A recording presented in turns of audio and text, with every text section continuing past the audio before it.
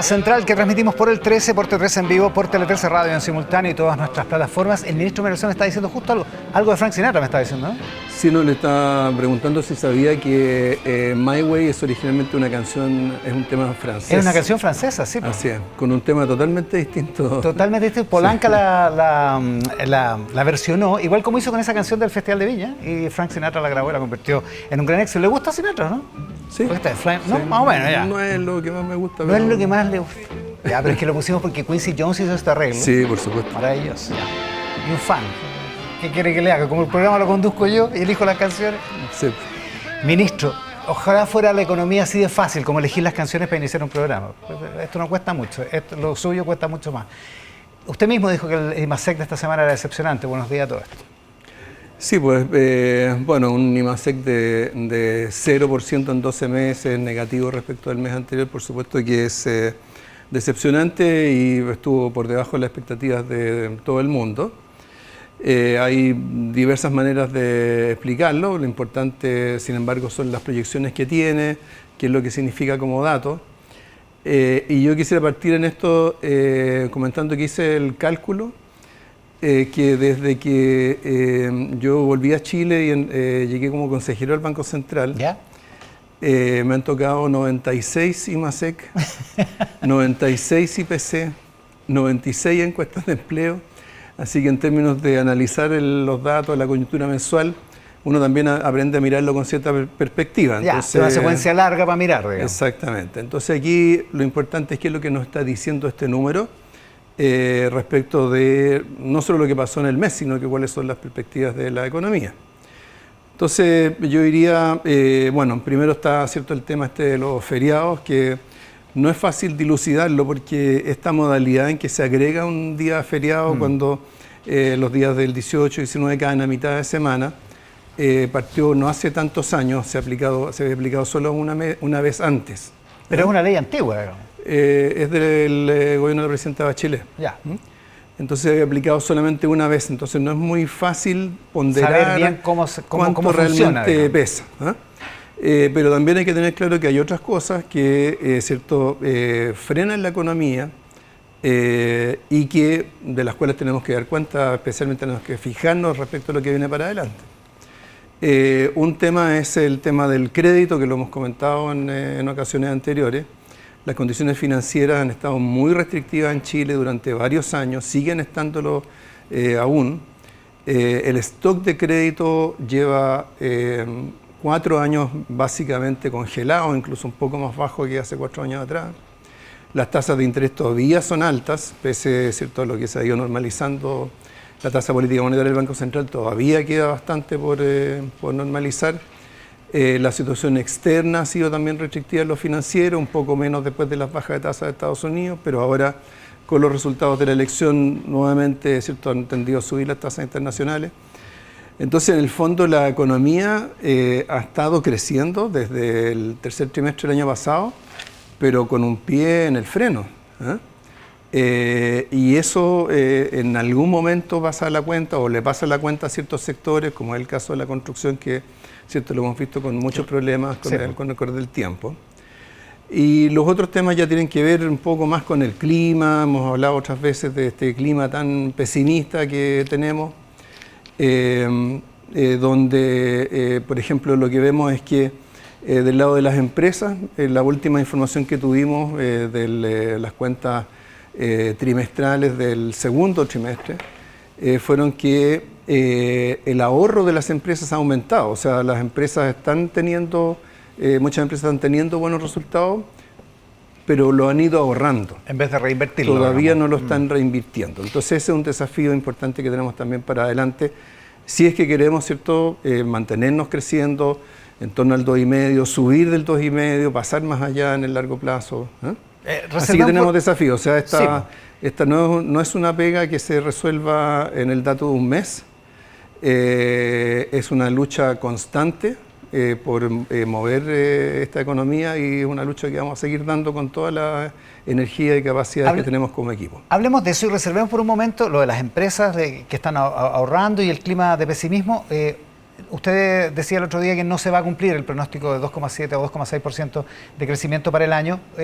¿Tiene una proyección nueva? ¿Va a darla el Ministerio de Hacienda? Vamos a tenerla pronto. La próxima semana se dan a conocer las cuentas nacionales del tercer trimestre. Tenemos que acordarnos que los IMASEC siempre es un dato mensual provisional, pero donde viene el dato duro es en las cuentas nacionales trimestrales que para el tercer trimestre se van a conocer la próxima semana. Ya, y ahí vamos a poder actualizar una proyección para este año y el siguiente. Ahora, ¿lo que cree usted es que va a estar más cerca del 2, más cerca del 2,5? ¿Qué va a hacer? O sea, a ver, nosotros señalamos que ya era muy difícil llegar al 2,6%, porque claro, cuando hay un mes que es muy malo, esa producción no se repone. No se repone, claro. ¿Cierto? O sea, la economía puede recuperarse, puede seguir creciendo en los meses siguientes, pero lo que se perdió, se perdió.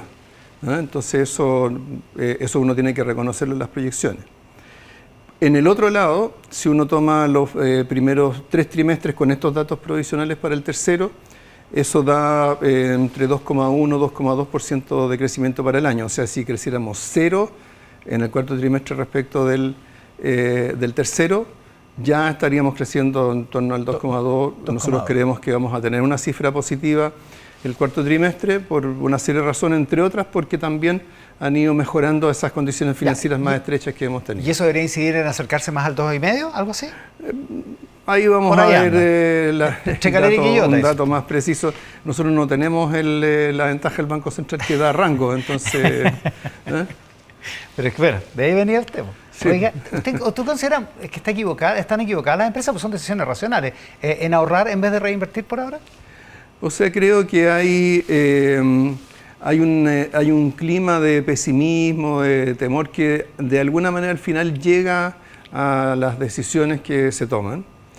Es cierto que también incide estos temas financieros. Fíjese que en la encuesta de clima de negocios que aplica el Banco Central, la última que salió hace algunos días, en general las respuestas son bastante positivas en relación a las perspectivas para la demanda, para el empleo, para la inversión, pero donde la opinión es bien negativa, donde se ve una restricción, es del lado financiero. Entonces, claro, una empresa, ¿cierto?, si tiene excedentes, tiene la posibilidad de invertirlos en proyectos de inversión o puede invertirlos en el mercado financiero.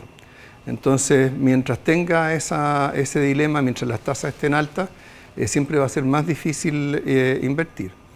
Pero también... O sea, va a ser más conservadora la empresa, lo que es una decisión racional, digamos. Ahora, claro, la pregunta es si ese clima de pesimismo es real o no. ¿Usted lo comparte, ese clima de pesimismo? Si usted fuera el gerente general de una empresa o el dueño de una empresa. Mire, yo creo que la esencia del emprendimiento es enfrentar el riesgo. La esencia de emprender, ¿cierto?, es que un empresario siempre está arriesgando su capital. Entonces, pensar que las decisiones de inversión dependen solo de que esté todo completamente seguro... No, pero eso, claro, eso es consustancial al emprendimiento, digamos. Exactamente. Claro. Entonces, si yo tuviera que tomar esas decisiones, diría, a ver, a quien mejor le va a ir es al que se mueva primero, no al que espere que todo esté más o menos hecho, porque es cierto, porque ya los mercados ya van a estar copados. Entonces, quien primero toma las decisiones, quien es audaz en sus decisiones, es probablemente el que le va a ir mejor. ¿Cuánto contribuye a ese clima de pesimismo que usted dice eventualmente hay que aprovecharlo porque da oportunidades de salir primero, por ejemplo? ¿Cuánto contribuye a ese clima de pesimismo la poca preocupación que había por el crecimiento al inicio del gobierno de esta administración?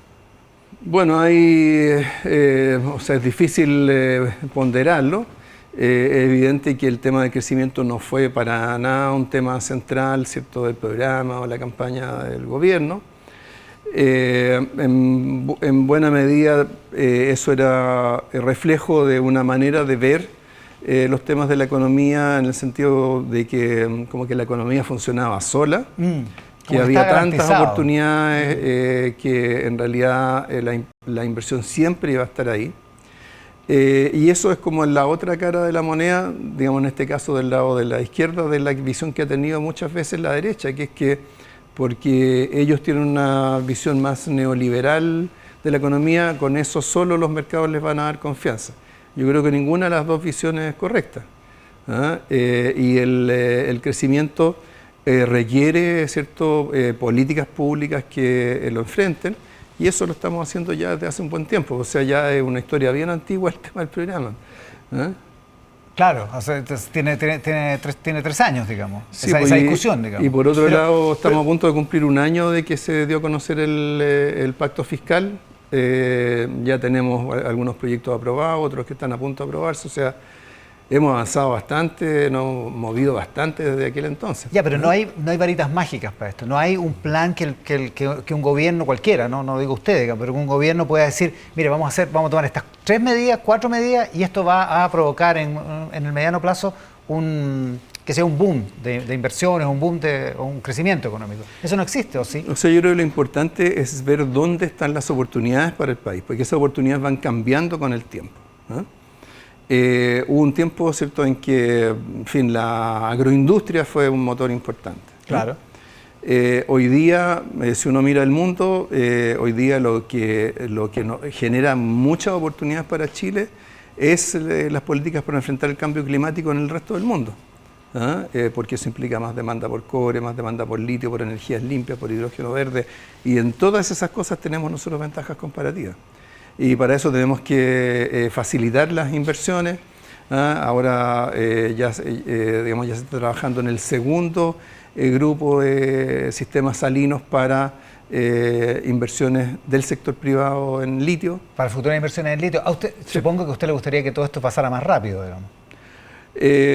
Sí, por supuesto, siempre sería mejor que las cosas fueran más rápidas, pero la verdad es que se ha recuperado terreno muy rápidamente. O sea, acordémonos que el gobierno anterior intentó hacer una gran licitación de contratos en litio y le fracasó, y ahí perdimos más de un año. O sea, este gobierno la paró, digamos.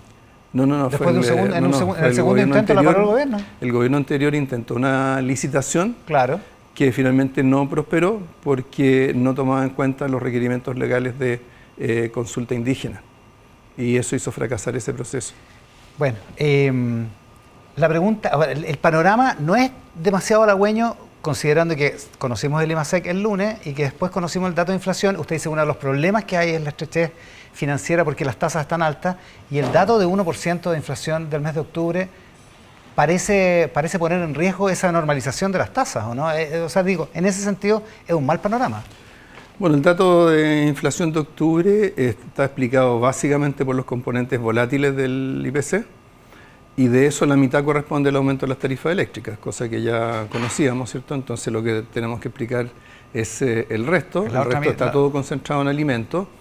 En alimentos no hay ningún fenómeno que uno pueda identificar como de aumento permanente de precios, así que uno tiene que probablemente considerarlo como algo de carácter más bien transitorio. Esto es bien distinto. Hoy día vi una columna de Vittorio Corvo, creo que era en el Mercurio, sí, en que habla de los efectos de segunda vuelta del aumento de tarifas, pero los datos del IPC de octubre no reflejan efectos de segunda vuelta, porque está todo concentrado en estos precios volátiles de alimentos. Esa sería la principal explicación, digamos, aparte del impacto concreto del alza de tarifa del 1 de octubre. Digamos. Claro, son esos dos elementos, pues el aumento de tarifa y precios de algunos alimentos que hicieron subir el IPC en ese componente volátil. O sea, si usted fuera consejero del Banco Central o presidente del Banco Central, como lo fue, consideraría que la situación es coyuntural, que no hay un problema estructural de inflación. O sea, el lema fundamental del Banco Central es tomar decisiones de política monetaria sobre la base de las perspectivas para la inflación en un horizonte de 24 meses. No está ni ha estado nunca basado en el dato del último mes. Ya, y esa perspectiva no cambia con el IPC de octubre, eso es lo que le entiendo. Obviamente al Banco Central, el Consejo del Banco Central le toca hacer su propio análisis al respecto, pero lo que quiero decir... Pero en su opinión como economista y como ministro de Hacienda, ¿la perspectiva inflacionaria no cambia con el 1% de octubre? O sea, si uno se guía por una medida que hay que forma parte del análisis del IPC, que es de la inflación subyacente, cuando se eliminan los componentes transitorios, eso ha tenido una evolución bastante más pareja que lo que refleja el dato total. Entonces, yo creo que es importante, no solo en esto, sino que en muchas otras cosas, que salgamos de esta fijación de sobreinterpretar un dato de un mes. Imagínense que respecto al IMASEC ha habido comentarios que se refieren incluso al legado del gobierno, a partir del dato de un mes.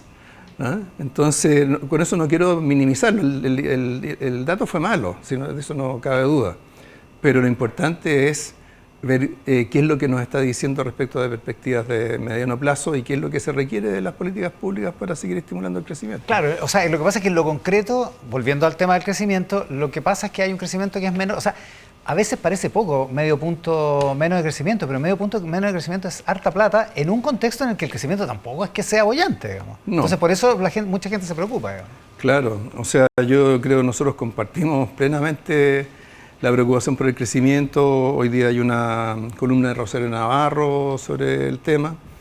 Y yo creo que lo que tenemos que acostumbrarnos, porque forma parte, yo creo que de la nueva realidad a la cual vamos ingresando, de que estos temas de crecimiento son un desafío permanente. ¿Ah? Yo creo que mucha gente todavía piensa que se resuelve una cosa, hay un cambio político aquí y allá, y a partir de ahí eso es un umbral a partir del cual todo va a ser fantástico. Pero esa no es la realidad con la que vamos a tener que vivir en los próximos años. En los temas de finanzas públicas, dado que ahora estamos hablando del presupuesto, ¿ah? Se dice que están quedando pocas holguras para el gobierno siguiente. Bueno, esa es la realidad en la cual uno tiene que moverse cuando, desgraciadamente, por la acumulación de déficit a lo largo de los años, creció mucho nuestra deuda. Es la realidad, no hay otra vuelta. Nunca es triste la verdad lo que no tiene remedio, como decía Manuel Serrat. Claro, o sea, aquí algunos remedios hay, pero son remedios de mediano y de largo plazo. ¿Ah? No hay aquí, ¿cierto?, como dice usted, una varita mágica, un par de medidas que van a resolver las cosas y a partir de ahí vamos a volver a los años dorados de los 90, en fin.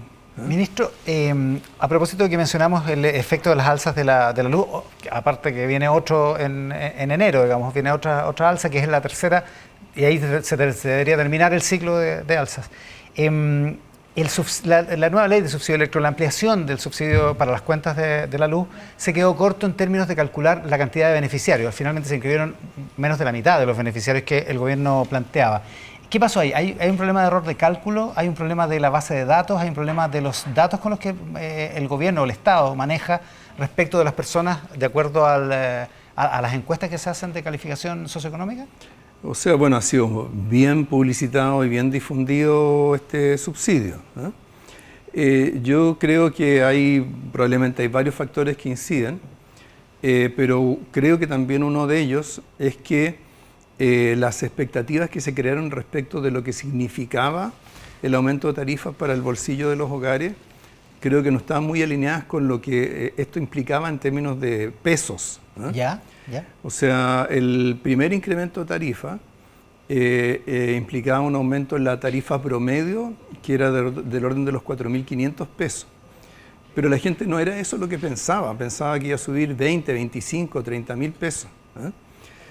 Cuando eso no ocurrió y como además hubo compensaciones por el tema de los cortes de luz, después vino la aplicación del primer subsidio, muchas personas recibieron una cuenta con una tarifa cero, porque se le pagó retroactivamente. Se pagaron varios meses, digamos. Claro, entonces probablemente hay parte de los hogares que no han visto en su bolsillo un impacto como el que se pensó en su momento. ¿Y se habrían desinteresado en postular entonces? Probablemente, al ver que no era tan grande, a lo mejor eso ha hecho demorar la decisión de postular. Pero eso hay que recordar siempre que, bueno, venía ahora este aumento de octubre, hay otro en enero. Claro. Entonces siempre va a ser positivo para esos hogares acceder a este subsidio. Tener el subsidio, digamos. Entonces vale la pena hacer el esfuerzo, inscribirse, entregar los datos, que no es otra cosa que entregar los datos del número de clientes, ¿cierto? Ya se tienen los antecedentes del registro social de hogares y eso le permite acceder al subsidio. Así que aprovecho de invitar a todos aquellos que todavía no lo han hecho a que se inscriban. A que lo hagan, digamos. En en el siguiente proceso de inscripción. Pero dicho eso, y si son menos usuarios o menos beneficiarios que los que estaban calculados, ¿es necesario hacer el nuevo proyecto de ley poniendo ese tributo, ese costo para las pequeñas generadoras? ¿Es necesario insistir en eso? O sea, primero tengamos claro que en el proyecto ya se presentaron indicaciones que cambian significativamente el aporte de las pequeñas generadoras. Sí. Lo redujeron a menos de la mitad de lo que estaba considerado originalmente. Y luego se cambió el orden de prelación, por así decirlo, para efectos de financiar el subsidio. Y se dejó justamente el componente pequeñas generadoras como el residuo, o sea, el compromiso fiscal está firme.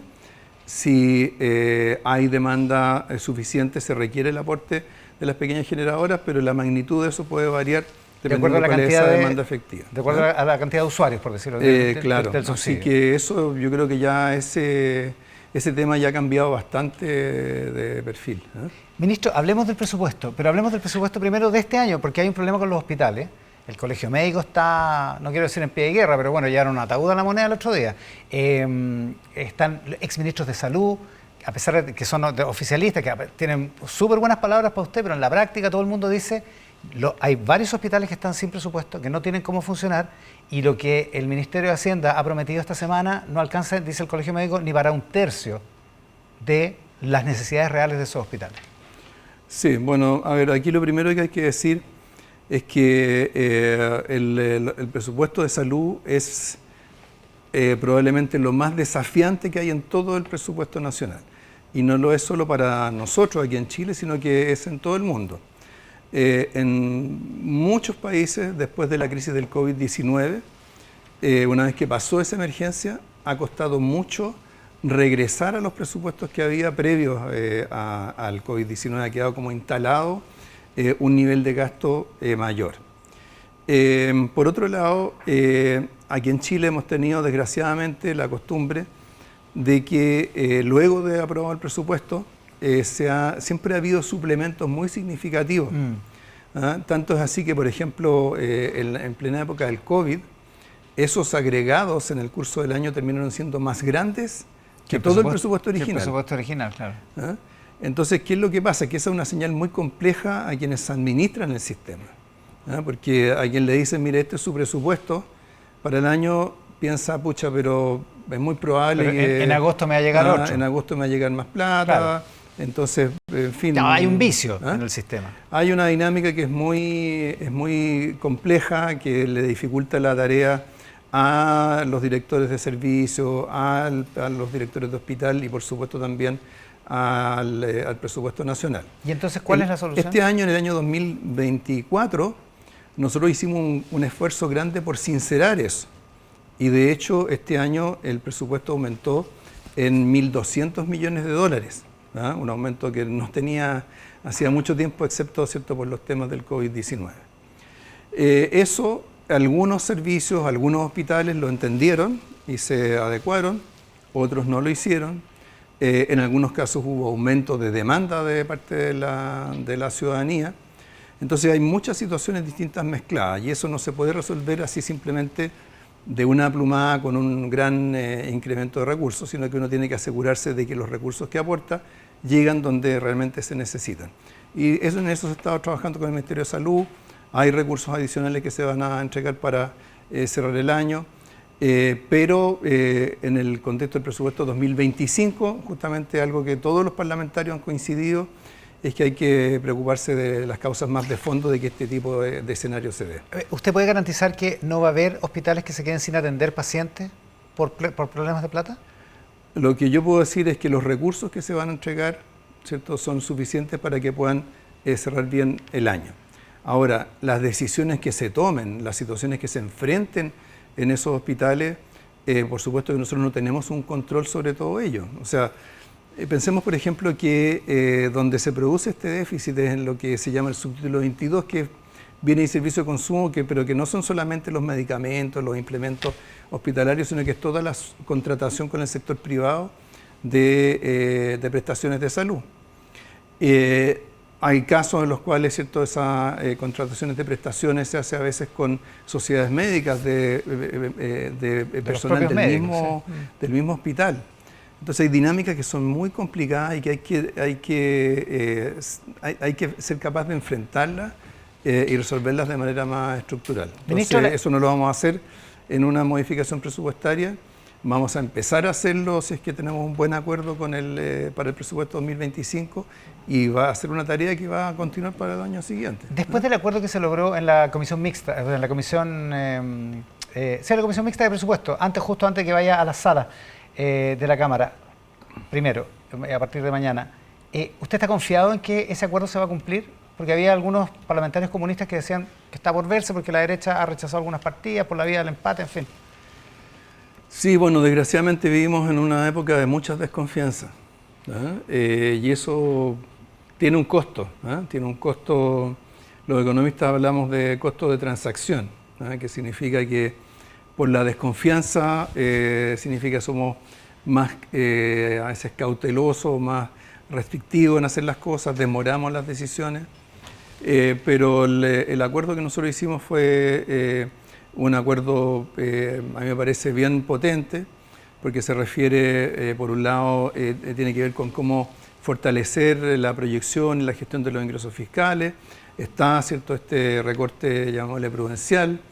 Están los temas del manejo de la deuda, de los fondos soberanos. Es decir, es un acuerdo bien completo que señala expresamente que esto supone que no se van a estar recortando partidas presupuestarias para generar más ahorros, ni tampoco que esos ahorros luego se van a destinar a otros gastos, anulando el efecto que tiene sobre el agregado.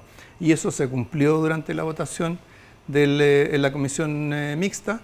Ahí había senadores y diputados. La próxima semana vamos a la Cámara de Diputados, así que esperamos que haya ahí alineamiento con lo que fue ese acuerdo. Por supuesto, vamos a seguir discutiendo temas puntuales, como estos temas de salud, que son bien importantes, educación, cultura, en fin, pero es muy distinto hacerlo con un acuerdo marco, como fue el que se suscribió, que hacerlo simplemente de una manera ad hoc, con el riesgo, ¿cierto?, de que comience a votarse de manera discrecional partidas presupuestarias importantes. Ya, espera que se aplique ese acuerdo. Ministro, muchísimas gracias por la gentileza de estar acá. Muchas gracias a usted una vez más.